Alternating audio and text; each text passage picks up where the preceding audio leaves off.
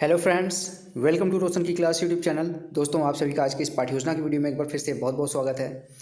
आज की इस वीडियो में हम देखने वाले हैं यहाँ पे जीव विज्ञान की पाठ्य योजना। तो उन बच्चों के लिए ये वीडियो है जो जीव विज्ञान की पाठ्य योजना काफ़ी दिनों से रिक्वेस्ट किए हुए थे, 3-4 दिन हो गए। तो आप लोगों के लिए है जीव विज्ञान की पाठ्य योजना। तो वीडियो अगर आप लोगों को लाभदायक लगे, आप लोगों को हेल्प मिले इस वीडियो से, तो प्लीज़ वीडियो को लाइक करिएगा और ऐसी वीडियो देखने के लिए रोशन की क्लास यूट्यूब चैनल को सब्सक्राइब जरूर कर लीजिए, जिससे फ्यूचर में आप लोगों के लिए कोई भी यहाँ पे बीएड, बीटीसी, डीएलएड, एनआईओएस से रिलेटेड कोई भी कंटेंट मैं यहाँ पे अपलोड करता हूँ आप लोगों की हेल्प के लिए, तो उसके बारे में आपको पता चलता रहे, उसकी नोटिफिकेशन आपको मिलती रहे बिल्कुल फ्री में। जिसके लिए आपको एक छोटा सा ही काम करना है, नीचे सब्सक्राइब बटन पर क्लिक करके सब्सक्राइब करके रखना है, साथ ही साथ बेल आइकन जरूर दबा के रखना है, जिससे मैं आप लोगों के लिए हेल्प के लिए जो भी वीडियो अपलोड करता हूँ उसके बारे में आपको पता चलता रहे सबसे पहले। तो चलिए देर नहीं करते हैं, शुरू करते हैं आज की वीडियो। सभी को पता है जिस पेज से आप पाठ्य योजना बनाना स्टार्ट करते हैं उसके बीचों बीच इस तरीके से पहले पेज पे पाठ्य योजना संख्या लिखनी होती है, जिससे ये पता चलता है आपने कौन सी पाठ्य योजना आज बनाई हुई है, किसने नंबर की। नेक्स्ट आपको विद्यालय का नाम लिखना है, जिस विद्यालय में आप पाठ्य योजना पढ़ाने के लिए जाएंगे। यानी कि आपको अपने विद्यालय का नाम नहीं लिखना है जिस विद्यालय में आप पढ़ रहे हैं, जहाँ से आप ट्रेनिंग के लिए ट्रेनिंग कर रहे हैं, बीएड कर रहे हैं, बीटीसी कर रहे हैं। आपको उस विद्यालय का नाम लिखना है जिस विद्यालय में आपके विद्यालय वाले भेजेंगे आपको टीचिंग करने के लिए। ठीक है। नेक्स्ट इस तरीके से बॉक्स बना के डेट लिखना होता है, जिससे ये पता चलता है, दिनांक लिखना है, जिससे ये पता चलता है कि किस डेट में आपने कौन सी पाठ्य योजना पढ़ाई। क्योंकि एक ही पाठ्य योजना नहीं पढ़ाएंगे आप, कम से कम 10-20 पाठ्य योजना पढ़ाने के लिए आपके कॉलेज वाले कहते हैं। तो उसमें ये पता चलता है एग्जामिनर को कि आपने किस डेट में कौन सी पाठ्य योजना पढ़ाई है। कक्षा 8वीं है आज की, वर्ग ब है, विषय जीव विज्ञान का है। चक्र देखिए यहाँ लिखा गया, चक्र तृतीय है, चक्र को ही कालांश कहते हैं। दोनों चीज़ सेम है, चक्र कहिए या फिर कालांश कहिए। यानी कि किस पीरियड में आप जाएंगे, जैसे यहाँ पे ये बच्चा तृतीय पीरियड में गया है तो तीसरे में तो तृतीय लिखा है, आप जिस पीरियड में जाएंगे उसका नाम लिखिएगा। अवधि 35 मिनट का है। अब अगली हेडिंग आती है यहाँ पे प्रकरण। प्रकरण देखिए हमारा आज का है पौधे की संरचना। अभी जल्दी मैंने आपको इसकी सूक्ष्म पाठ्य योजना प्रोवाइड की थी, तो आज मैं इसका पाठ्य योजना भी आपको दिखा दे रहा हूँ। अगली हेडिंग, नेक्स्ट हेडिंग है आपका सामान्य उद्देश्य। इसके सामने देखिए लिखा गया पूर्ववत। सामान्य उद्देश्य के सामने पूर्ववत इसलिए लिखा जाता है क्योंकि सामान्य उद्देश्य आपका विषय के अनुसार बदलता है। अगर विषय सेम है तो इस सामान्य उद्देश्य नहीं बदलता। आपका हर सामान्य उद्देश्य अगर सेम विषय है तो सेम रहेगा। तो अगर इसके पहले आपने जीव विज्ञान की कोई पाठ्य योजना बना रखी है तो सामने पूर्ववत लिख दीजिएगा। लेकिन अगर आपको लिखना है, क्योंकि हर वीडियो में, हर पार्ट में अगर सामान्य उद्देश्य लिखने लगेंगे तो आपको ज़्यादा समझ आता है। इसलिए काफ़ी कॉलेज में बोल दिया जाता है कि पहली पाठ्य योजना में लिखिए आप सामान्य उद्देश्य, उसके बाद अगली पाठ्य योजना में पूर्ववत लिख दीजिए, जिससे ये पता चले कि पहली पाठ्य योजना में जो आपने सामान्य उद्देश्य लिखा है वही यहाँ पे इंक्लूड हो गया है। अगर आपको देखना है सामान्य उद्देश्य जीव विज्ञान का तो ऊपर आई बटन पर मैं लिंक दे दूंगा, नीचे डिस्क्रिप्शन बॉक्स में भी लिंक मिल जाएगा आपको, वहाँ से जाके आप देख सकते हैं। अब अगली हेडिंग है यहाँ पे देखिए, आपको यहाँ पे लिखना है ध्यान से, विशिष्ट उद्देश्य लिख लीजिएगा। अनुदेशन उद्देश्य नहीं, विशिष्ट उद्देश्य। इसमें पहला पॉइंट है ज्ञानात्मक उद्देश्य। इसमें देखिए पहला पॉइंट है पौधे के अंग तथा उसके कितने प्रकार होते हैं बता सकेंगे बच्चे। दूसरा पॉइंट है पौधे के विभिन्न भागों को पहचान कर नाम बताएंगे। अगली हेडिंग है बोधात्मक उद्देश्य। इसमें देखिए लिखा गया सभी विशिष्ट उद्देश्य के अंतर्गत आते हैं। पहला पॉइंट है पौधे की संरचना को उदाहरण सहित वर्णन कर सकेगा। दूसरा पॉइंट है छात्र पौधे के विभिन्न भागों का वर्गीकरण कर सकेगा। अगली हेडिंग है अनुप्रयोगात्मक उद्देश्य। इसमें देखिए लिखा गया पहला पॉइंट छात्र पौधे के अलग अलग अंगों को जोड़ते हुए पौधे की संरचना प्रस्तुत कर सकेगा। अब प्रविष्ट व्यवहार, इसी को कहते हैं पूर्व ज्ञान। पूर्व ज्ञान में देखिए लिखा गया छात्र पौधे के बारे में सामान्य रूप से जानते हैं। नेक्स्ट हेडिंग है सहायक सामग्री। सहायक सामग्री के अंतर्गत जिन सामग्रियों की सहायता शिक्षण कार्य करने के लिए लेते हैं उन सभी सामग्रियों को यहाँ पे आप लिख सकते हैं। जैसे यहाँ पे सरसों का पौधा, क्योंकि पौधे की संरचना बतानी है तो कोई पौधा ले जाना पड़ेगा, तो यहाँ पे जैसे सरसों का पौधा है आप कोई भी पौधा ले जाइएगा जिसमें सारी चीज़ें हों। तथा पौधे के अंग जैसे जड़, तना, पत्ती को दर्शाता हुआ चार्ट। अब अगली हेडिंग आती है लेसन प्लान का सबसे इंपॉर्टेंट हेडिंग, पाठ प्रस्तावना के प्रश्न। आप इसको प्रस्तावना प्रश्न भी लिख सकते हैं, पाठ प्रस्तावना के प्रश्न भी लिख सकते हैं। इसको 3 कॉलम में डिवाइड करना होता है, क्रम संख्या, छात्राध्यापकीय कथन या फिर छात्राध्यापक कथन, छात्र कथन। ठीक, पहले प्रश्न का उत्तर मिलेगा उसे दूसरा प्रश्न बनेगा, दूसरे प्रश्न का उत्तर मिलेगा उसे तीसरा प्रश्न बनेगा। क्रमबद्धता होनी चाहिए, कम से कम 3 प्रश्न पूछ कर अपना प्रकरण निकलवा सकते हैं। ज़्यादा से ज़्यादा 5 से 6 प्रश्न पूछा जा सकता है अपना प्रकरण निकलवाने के लिए। तो देखिए पहला प्रश्न छात्राध्यापक पूछेगा, कुर्सी की तरफ इशारा करते हुए प्रश्न पूछेगा यह क्या है, बच्चे बोलेंगे यह कुर्सी है।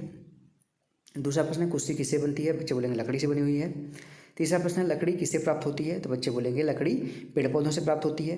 फिर चौथा प्रश्न यहाँ पे बनेगा पौधे की संरचना से आप क्या समझते हैं, बच्चे नहीं बता पाएंगे, समस्यात्मक प्रश्न हो जाएगा। जैसे समस्यात्मक प्रश्न होगा अपना उद्देश्य कथन आपको बोलना होता है। जैसे यहाँ पे देखिए लिखा गया है जड़, तना, पत्ती आदि मिलकर पौधे की संरचना प्रदान करती है। आज हम लोग पौधे की संरचना और उसके अंगों के बारे में विस्तारपूर्वक अध्ययन करेंगे। अब बच्चों को पता चल गया कि अब उनको कौन सा चैप्टर पढ़ाने वाले हैं। अब उसको प्रस्तुत कर सकते हैं बच्चों के सम्मुख। तो प्रस्तुतिकरण हेडिंग देखिए यहाँ पे लिखा गया, इस तरीके से हेडिंग लिख लीजिए। अब विकासात्मक प्रश्न पहले पूछिए। पहले तो यहाँ पे 5 कॉलम में डिवाइड किया गया। क्रम संख्या, शिक्षण बिंदु, छात्र अध्यापक या फिर छात्र अध्यापिका कथन या क्रिया, छात्र क्रिया और श्यामपट्ट कार्य। पहला पॉइंट है पौधे की संरचना शिक्षण बिंदु में। अब इससे विकासात्मक प्रश्न पूछिए। पहला, पौधे की संरचना क्या है? बच्चे नहीं बता पाएंगे। पौधे के निश्चित अंगों की व्यवस्थित क्रम में से प्राप्त आकृति को पौधे की संरचना कहते हैं। अब इसके बाद स्पष्टीकरण दीजिए। जड़, तना और पत्ती मिलकर पौधे की संरचना प्रदान करती है।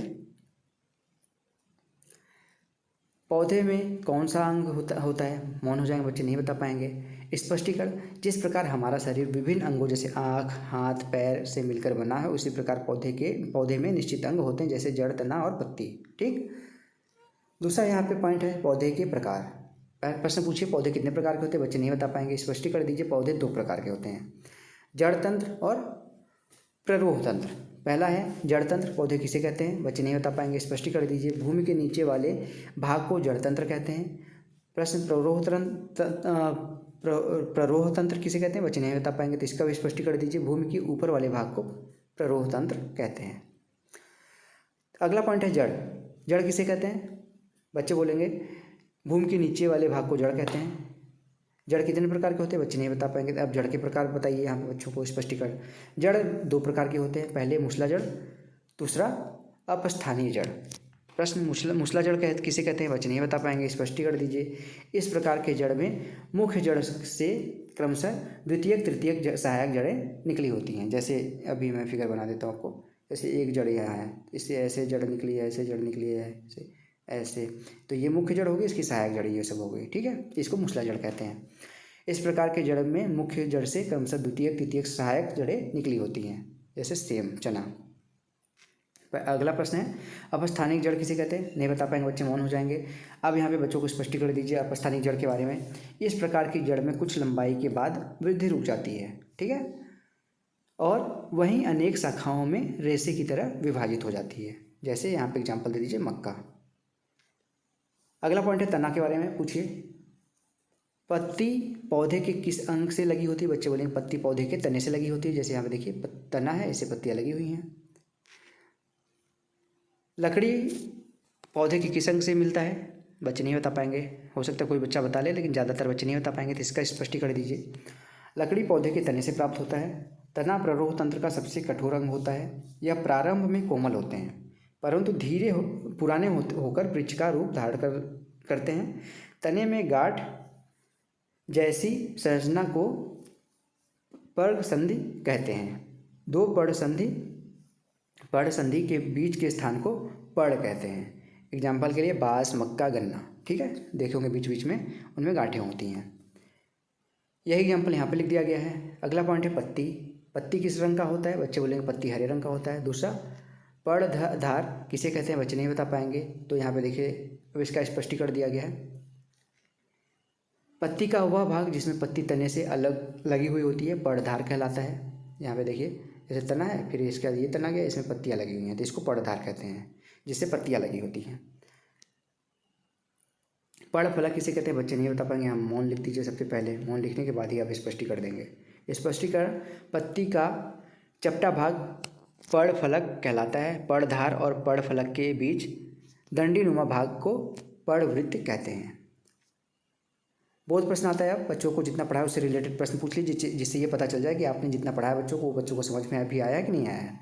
तो यहाँ पे एक तरफ छात्र अध्यापिका कथन या फिर छात्र अध्यापक कथन लिखिए, दूसरी तरफ छात्र कथन, जिसमें उस बच्चे उसका आंसर देंगे।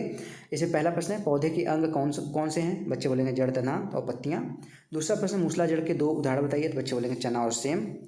तीसरा प्रश्न है यहाँ पे पत्तियों का रंग हरा क्यों होता है? बच्चे बोलेंगे क्लोरोफिल के कारण। और चौथा प्रश्न है पर्णधार और पर्णफलक के बीच के भाग को क्या कहते हैं? पर्णवृत्त कहते हैं।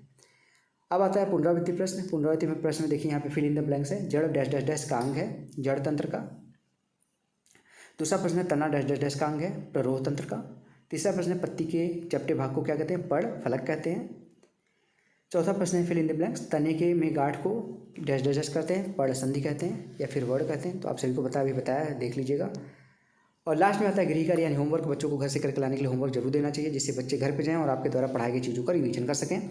तो यहाँ पे देखिए एक प्रश्न दिया गया ऊपर, फिर उसके बाद बच्चों को घसे कर खिलाने के लिए कार्य बोल दिया जाएगा। तो यहाँ पे देखिए लिखा गया प्रश्न, अपनी अभ्यास पुस्तिका में जड़, तना, पत्ती आदि पौधे के अंगों को दर्शाते हुए पौधे का चित्र बनाइए। बच्चे घर पे जाएंगे, उस चीज़ को बनाएंगे, आपके द्वारा पढ़ाई गई चीज़ों को रिवीजन करेंगे, तो उसका जो भी आपका उद्देश्य था वो बच्चों को पढ़ाने के बाद पूरा हो जाएगा। तो ये था दोस्तों आज का लेसन प्लान। आपको सभी को पता है गृह कार्य लास्ट हेडिंग होता है। तो अगर आज की वीडियो अच्छी लगी हो तो प्लीज़ वीडियो को लाइक करिएगा। ऐसी वीडियो देखने के लिए रोशन की क्लास यूट्यूब चैनल को सब्सक्राइब जरूर कर लीजिए। और इस वीडियो की अगर पीडीएफ चाहिए आप लोगों को तो रोशन की क्लास टेलीग्राम चैनल पे जाइएगा, वहाँ पे जाके बिल्कुल फ्री में डाउनलोड कर सकते हैं इस पीडीएफ को। और वहाँ पे इसी नाम से जो भी नाम है आज की लेसन प्लान का, जैसे आज का लेसन प्लान का क्या नाम है, आज के लेसन प्लान का नाम है हमारा पौधे की संरचना। तो इसी नाम से आपको पौधे की संरचना पाठ्ययोजना के नाम से आपको वहाँ पर मिल जाएगा। तो फ्रेंड्स मिलते हैं नेक्स्ट वीडियो में, तब तक के लिए आप सभी का बहुत बहुत धन्यवाद। जय हिंद, वंदे मातरम।